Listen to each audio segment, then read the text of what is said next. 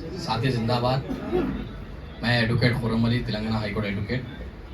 जिस तरीके से पिछले 3 घंटे से आप लोग सुन रहे हैं कि ऑटो वालों की जो परेशानी है और किस तरीके से इस परेशानी को हल करने की बात चल रही है, आप जिस तरीके से हमारे इनायत अली बाखरी साहब ILWF चेयरमैन आपको बता चुके हैं, मैं बस 2 मिनट आपसे बात करना चाहता हूं और तमाम मेरे ऑटो वाले भाइयों से चाहता हूं कि आप लोग गौर से सुने।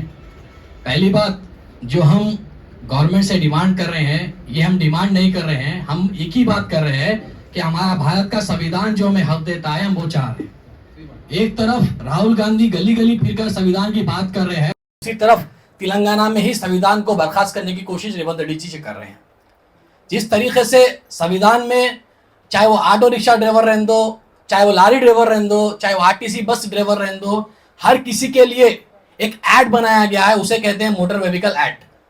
वो एक्ट में सेक्शन 39 में क्लियरली मेंशन किया गया है कि कोई भी व्हाइट कलर की प्लेट, जो व्हाइट प्लेट जो प्राइवेट व्हीकल्स होती है, वो व्हाइट प्लेट से कोई भी ना टैक्सी चला सकता है, ना जोमेटो डाल सकता है, ना ही ओला उबर में लगा सकता है। ये सिर्फ आपके साथ नाइंसाफी नहीं हो रही है, बल्कि संविधान के साथ खेलने की कोशिश की जा रही है। इसके लिए हम ऑलरेडी कई सारे लेटर्स हम सेक्रेटरी को दिए हैं और कोर्ट में भी डालने की कोशिश की जा रही है। और दूसरी चीज मैं ये बता दूं, सेक्शन 192(8) में ये क्लियरली मेंशन किया गया है, अगर कोई भी शख्स विदाउट परमिट के गाड़ी चलाता है तो उसके ऊपर 10,000 तक का चालान होगा और गवर्नमेंट को चाहिए कि उसकी गाड़ी को सीज किया जाए। ये RTO की और ट्रैफिक की रिस्पॉन्सिबिलिटी बनती है। बट बड़ी अफसोस के साथ ये कहना चाह रहा हूं कि ये रूल के बारे में ना ही RTO को पता है, ना ही हमारे ट्रैफिक वाले को एक्शन ले रहे। और दूसरी चीज, मैं ILWF की तरफ से ये कहना चाहता हूं कि बाखरी साहब का कहना है कि ILWF की तरफ से एक लीगल विंग बनाई गई है, आप लोगों के लिए एक वकीलों को तैयार किया गया है।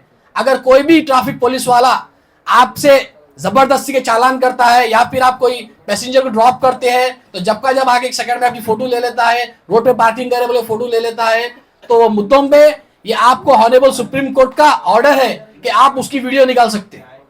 कोई भी पुलिस वाला आपको वीडियो निकालने से नहीं रोक सकता, चाहे वो कमिश्नर रहो, चाहे वो IPS ऑफिसर हो, चाहे वो DGP हो।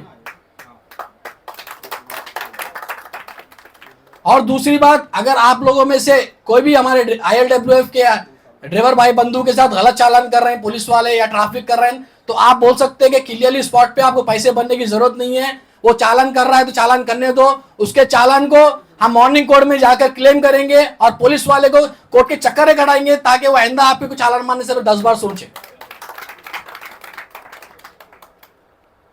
और इतना ही नहीं, ILWF की तरफ से जो वादे किए गए हैं, आपने सुना है कि जो ऐप लॉन्च करने वाले हैं, वो ऐप में आप सबका साथ होना जरूरी है, क्योंकि हम BJP की तरह बातें नहीं करते सबका साथ सबका विकास बोल के। यहां पर हम सबका साथ, हम सबका विकास का नारा लगाना है, हमको एक होना है।